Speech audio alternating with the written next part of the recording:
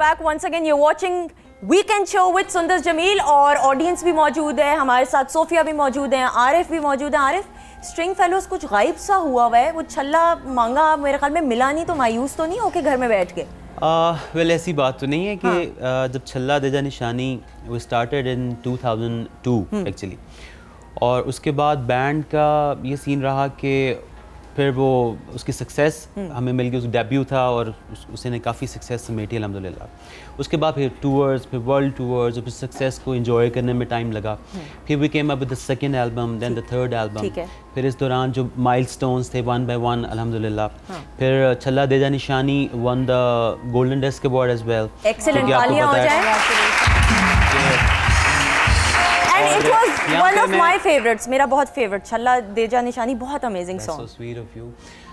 मैं यहाँ पे मेंशन करना चाहूँगा कि किसी एल्बम को गोल्डन डिस्क अवार्ड मिलने का मतलब होता है कि अगर उसकी ओवर मिलियन कॉपीज सोल्ड हों तो। Excellent. और चूँकि रॉयल्टी डन होती है आर्टिस्ट के साथ, तो कभी भी कंपनीज मानती नहीं है। If it's in the books, इसका मतलब है कि I mean you have done something, and अल्लाह की मेहरबानी सारी की उसकी वजह से। ठीक है। उसके बाद फिर हम काफ़ी अर्सा हम एज ए बैंड साथ काम करते रहे 2006-07 तक। लेकिन सिंस यू नो कि पाकिस्तान के अंदर अब सबसे बड़ी एंटरटेनमेंट जो है वो न्यूज़ बन चुकी है, तो म्यूज़िक को थोड़ा सा एक साइड पे करना उधर पड़ा। से ज़्यादा रेटिंग्स मिल रही होती हैं म्यूज़िक और उसके अलावा। तो फिर हमने ये सोचा कि हमें इसकी कुछ एक्सपेंशंस जो हैं वो डिफरेंट डायमेंशंस में घुसना चाहिए, कुछ और काम देखना चाहिए, करना चाहिए। फिर I started working as a music producer. ठीक है। फिर उसमें मैं और मेरे एक दोस्त हैं सुहेल अब्बास, हम मिलके हमने एक स्टूडियो लगाया और काम शुरू किया। फिर उसके बाद अल्हम्दुलिल्लाह बहुत सारी टीवी सीरियल्स, आप OSTs देखते हैं, कमर्शियल्स देखते हैं, जिंगल्स देखते हैं। यानी स्ट्रिंग फेलोज काइम गाइम है अल्हम्दुलिल्लाह। String fellows is there. मैं भी मैं कल रात PC भूरबन एक कॉन्सर्ट के बाद आज इधर आया हूँ। अच्छा। तो even How was the weather भाई? भूरबन का मौसम कैसा? अमेजिंग है ना, इधर से बहुत बेहतर होगा, प्लेजेंट भी होगा, चिली भी होगा। लेकिन लड़ाई शड़ाई तुम लोगों की कोई नहीं, क्योंकि बैंड्स पे 3-4 साल बाद टूट के तो वो उधर कहीं कोई उधर होता है। नहीं, लड़ाई बिल्कुल भी नहीं, बल्कि मैं चाहूँगा कि हमेशा मैंने क्रेडिट दिया उनको कि मैं I was the junior most मेरी इस टीम के अंदर। अच्छा। बाकी जितने भी बैंड मेंबर्स थे वो सब मेरे से बड़े भी थे। ठीक है। सीनियर भी थे, उम्र में भी बड़े थे। उम्र में भी बड़े थे। सुन रहे हैं प्रोग्राम, ये जरा देख लो तुम जो छोटा अपने आंखों में। उम्र में भी बड़े थे और अपने काम में भी मुझसे बहुत बड़े। ठीक है। तो मेरे जैसे एक नालायक बच्चे को उन्होंने बड़ा पॉलिश करके एक सिंगर बना दिया। मैंने कभी सोचा भी नहीं था कि इतनी पजीराई भी मुझे मिल सकती है। तो ये मेरा क्रेडिट सारा मेरे बैंड को जाता है। भाई जो मुझे बताओ, जो फैन फीमेल फॉलोइंग हुई, वो जो छल्ले के पीछे, मुझे लगता है तुम जहाँ जहाँ जाता होगा ना स्ट्रिंग फेलोज, वहाँ छल्ला दे देती होंगी लड़कियाँ। ऐसा होता था कि नहीं? कहाँ तक सुनेंगी, कहाँ तक सुनाऊं। और मत पूछ मुझसे मेरे दिल की कहानी, इसमें कुछ छल्ला नशीनों के भी नाम आ जाते हैं। अच्छा, लेकिन बट कैसे फेम को हैंडल करना, मैं आप दोनों से बल्कि सोफिया तुमसे भी पूछना चाहूँगी, फेम को कैसे हैंडल कर सकते हो? मतलब बहुत मुश्किल है, लेकिन आपको उसके लिए, फेम के लिए आई थिंक अगर मुझसे पर्सनली पूछेंगे, आप जितना डाउन टू अर्थ रहेंगे सुंदर, जितना आप आजिज़ी में रहेंगे, आई थिंक अल्लाह उतना खुश हो के आपको और देगा। यहाँ पे जो फैशन फ्रेटर्निटी के हवाले से मैं बात करूँगी, मीडिया के हवाले से तो नहीं है, बट फैशन क्योंकि मेरा ज़्यादा टाइम उसी में गुजरा है, यहाँ पे लोग हल्का सा फेम देख लेते हैं और फिर अपने आप को पता नहीं क्या समझने लग जाते हैं। जो कि ये गुरूर जो चीज़ है ना, एक अल्लाह को सख्त नापसंद है, सख्त नापसंद है। और जो जितना ऊपर जल्दी जाता है और गुरूर में आ जाता है, अल्लाह उसको उतनी जल्दी नीचे भी गिराता है। जाहिर बात है, बिल्कुल। ये चीज़ लोग भूल जाते हैं कि फेम मिल गया, शोहरत मिल गई है। सचिन तेंदुलकर हालांकि इंडिया के एक बहुत वेल रिनाउंड प्लेयर है, फेमस वर्ल्ड वाइड। उन्होंने एक बात उनके इंटरव्यू पे मैंने देखी थी सुंदर, और उन्होंने एक बात की थी कि इतना फेम मेरे पास है कि लोग लिटरली इंडिया की जो कौम है वो उनको वर्शिप करती है वहाँ तरीके से, ठीक है ना, उसको मानते हैं, वो पूजा करते हैं उसकी। उन्होंने एक बात की थी कि मेरे अब्बू ने एक चीज़ मुझे कही थी कि बेटा कुछ भी बन जाओ, सबसे ज़रूरी है इंसान अच्छे बनो। तालियां हो जाए, अमेजिंग। और ये बड़ा ज़रूरी होता है कि पेरेंट्स बच्चों के सामने ऐसे रोल मॉडल बने, जिस तरह हमने प्रोग्राम के आगाज़ में, मैं आप दोनों से बल्कि पूछना चाहूँगी, फिर मैं अपने गेस्ट को भी नहीं बल्कि वीकेंड शो का जो हमारे परमानेंट हिस्सा हैं, जिनसे आपने मेकअप रूम में बात की, खाना खुना पूरा खा लिया, आई होप मेरे लिए बचाए हों, हाँ, नगेट्स जो हैं, तो उनको भी हम बुलाते हैं। बचपन में आप ज़िद्दी थी कि नहीं? बहुत ज़्यादा। हाँ, बहुत ज़्यादा थी। किस तरीके से, क्या ज़िद किया करती थी? उसको क्या कहते हैं, रेबल को उर्दू में क्या कहते हैं? लड़ाई करना। नहीं, बागी। बागी हो? अच्छा, मैं बागी हूँ। ये वो वाला तो नहीं था कि बाल इस तरह करके कि मैं बागी हूँ? नहीं, वो एक बेनज़ीर भुट्टो मेरी बहुत बड़ी इंस्पिरेशन है, वो मेरी role model actually, Benazir Bhutto साहिबा मोहतरमा। But she was not rebellious. She was very rebellious. But extremely rebellious. अच्छा, वो पॉलिटिक्स में रिबेल करके आई हैं। जुल्फ़िकार अली भुट्टो जो शहीद हुए, उनके फादर, उनका भी उन्होंने बदला लेना तो था। आपने उनको रोल मॉडल माना? नहीं, नो।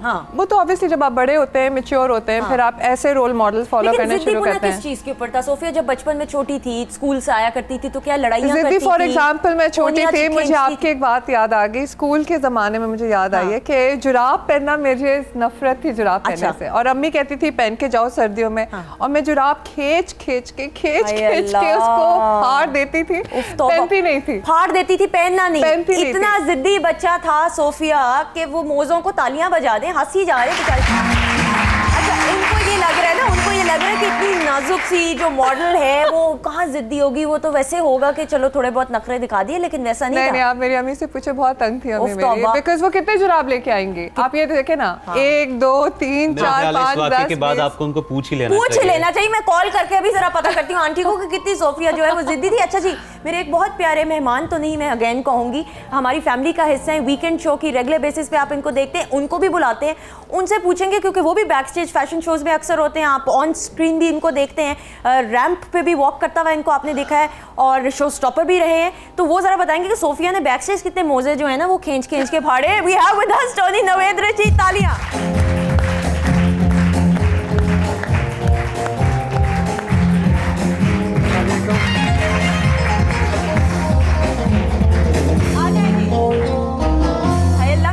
मोजे फाड़ के इसने तो बुरा हाल कर दी है। मैं अभी यही सोच रहा था कि मोजे फाड़ के इसकी आज मोजे नहीं पहन के ना, क्योंकि जो मोजा होता फट जाता है। मुझे याद है कि जब हम छोटे होते थे तो हम लोग जब को मोजे उतारता था ना, तो मैं ऐसे आंखें करके देखता था, क्योंकि अक्सर लोग के मोजे फटे होते थे तो अंगूठा बाहर निकल आता है, तो मैं देखता था कि अंगूठा तो बाहर तो नहीं निकल रहा। फिर मेरी अम्मी कहती थी बुरी बात है, ऐसे नहीं देखते बेटा। फिर मैं कहता था अच्छा चलिए ठीक है, क्योंकि मैं अम्मी के पीछे छुपने वाला बच्चा था ना, पता नहीं शोबिज़ में कहाँ से आ गया। लेकिन ये था कि मोजे वाली बात से मुझे याद आई कि जब मैं छोटा था तो मुझे मोजे पहनने का बिल्कुल शौक नहीं था, और हाँ अभी भी नहीं है, लेकिन बिकॉज मैं बूट्स पहनता तो मुझे मोजे का था। एक दिन मेरी नानी माँ ने क्या किया, मेरे सारे मोजे छुपा दिए। मेरी नानी माँ थी ना, अल्लाह उनको जन्नत नसीब करे, उन्होंने मेरे सारे मोजे छुपा दिए। अच्छा, मैं ढूंढ के तो मैंने बड़ा एक अचीवमेंट के साथ, फ़ख्र के साथ शादी पे जाना था, ऊपर से मैंने वो मजाक से उन्होंने छुपाए। उन्होंने कहा थोड़ी देर में मांगेगा तो मिल जाएंगे, मैंने मांगे ही नहीं। अब मैं शादी पे गया हूँ और मेरे अब्बू ने मेरे लिए बड़ा अच्छा सूट सिलवाया था, पिटमैन टेलर होता था यहाँ पिटमैन्स मॉल पे, तो उन्होंने मुझे सिलाया, तो बैठा हुआ। अब मैं जाके जब वहाँ खड़ा था तो मेरे जूते के ऊपर थे वो पैंट, जब बैठा हूँ ना तो मेरी पैंट ऐसी उठी है तो सारे मेरे पैंट, और मेरी अम्मी बताई वाह तो तुमने तब तुम्हें पता चला होगा।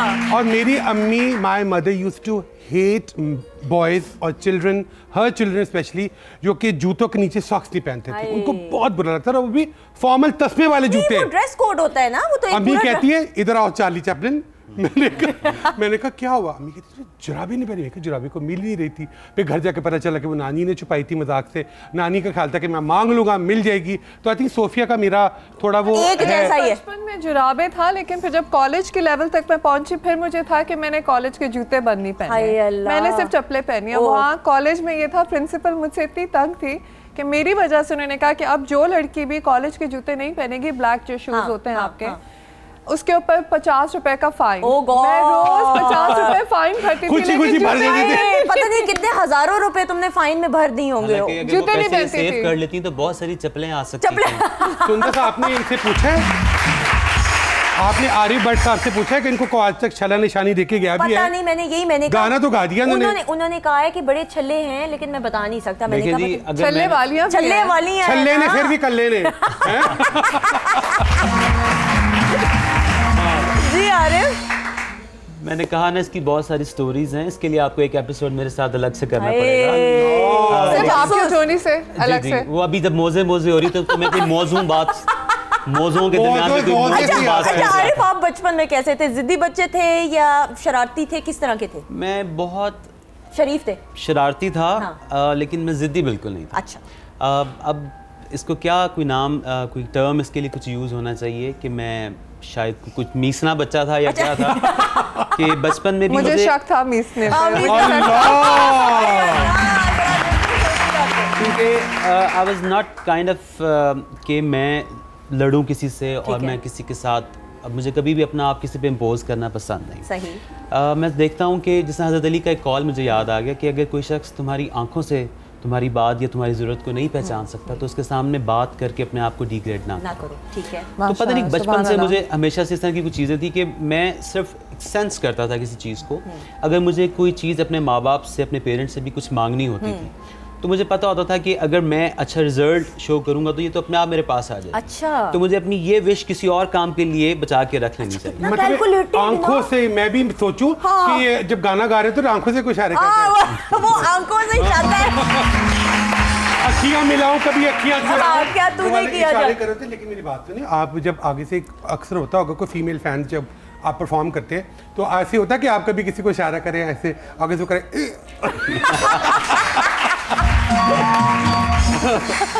बता दे, इतना ब्लश ना करें, बताएं। ऑफ द स्क्रीन बताऊंगा। ये तो कोई बात नहीं, ऑन स्क्रीन बताएं। नहीं खैर ऐसी बात नहीं। मैं इसके हवाले से क्या जरूरत है? वीकेंड पे सब चलता है। वीकेंड पे सब कुछ चलता है भाई, और जिस टाइम पे शो है तो सब कुछ चलता है। अभी तो पार्टी शुरू हुई है। अभी तो बिल्कुल बिल्कुल। वेल बड़ी स्वीट मेमोरीज हैं जी इस हवाले से। अल्हम्दुलिल्लाह मैं इस एक गाने और इस फर्स्ट एल्बम की वजह से अल्लाह ताला ने हमें सारी दुनिया घुमाई दिखाई। और जहाँ पे हम जाते थे, मेरे एक दोस्त मुझे मशवरा दिया कि अभी नया नया एल्बम आ रहा था कि जी आप कि गाने छल्ला दे जा निशानी के साथ लोग अपने आप को रिलेट करें। तो ऐसे करें कि आप ना हर परफॉर्मेंस के बाद कुछ छल्ले लोगों में डिस्ट्रीब्यूट किया करें कि ऐसे सवीनियर लोग उसको अपने पास रखें। तो फर्स्ट आई थॉट कि वो it's a good idea, but then I thought कि कम ऑन, इसमें क्या बात है कि मैं खुद लोगों को छल्ले दे रहा हूँ। मज़ा तब है कि ऑडियंस में से मुझे छल्ले मिले या कोई अपनी मोहब्बत का ऐसे प्यार से इजहार करे। फिर अल्हम्दुलिल्लाह टोनी एक वक्त ये आया कि मेरे पास घर में अभी भी 3 जार्स अल्हम्दुलिल्लाह इस साइज के भरे हुए हैं। 3 जार्स।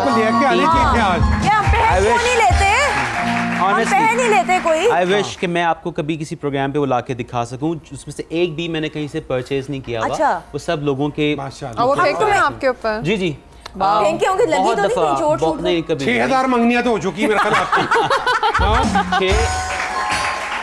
6000 हवाई मंगनियां हवाई और उसमें ख्याली पुलाव खराब हो चुके हैं। ख्याली पुलाव। अच्छा जी एक ब्रेक ले लेते हैं, ब्रेक के बाद आएंगे।